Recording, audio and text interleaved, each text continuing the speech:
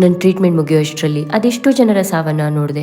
ಆಗ ಬಂದಿರೋ ಪ್ರಶ್ನೆ, ಎಲ್ಲರೂ ಒಂದಿನ ಸತ್ತೋಗದೆ ಆದರೆ ಯಾಕೆ ಸಿಕ್ತು ಈ ಜೀವನ ನಮಗೆ?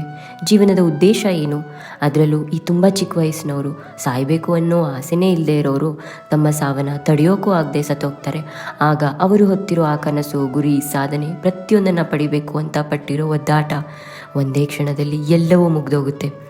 ಈ ಥರ ಚಿಕ್ಕ ವಯಸ್ಸಿನ ಜೀವಿಗಳನ್ನು ಕಳ್ಕೊಂಡಾಗ ನಾವೆಲ್ಲ ಅನ್ನೋದೊಂದೇ ಅಲ್ವಾ, ಜೀವನ ಎಷ್ಟು ಅನಿರೀಕ್ಷಿತ ಅಂತ. ಹೌದು, ಅದೇ ಸತ್ಯ. Life is unpredictable. ಜೀವನ ನಮ್ಮ ಕಂಟ್ರೋಲಲ್ಲೇ ಇಲ್ಲ ಅಂದರೆ ಇರೋ ಒಂದಿಷ್ಟು ದಿನಗಳಲ್ಲಿ ಯಾಕಿಷ್ಟು ಒದ್ದಾಟ, ಜಗಳ, ಕೋಪ, ಅಸೂಹೆ, ದ್ವೇಷ, ಅಹಂಕಾರ, ದುರಾಸೆ? ಇರೋವಷ್ಟು ದಿನ ನಿಸ್ವಾರ್ಥವಾಗಿ ಪ್ರೀತಿಸೋಣ.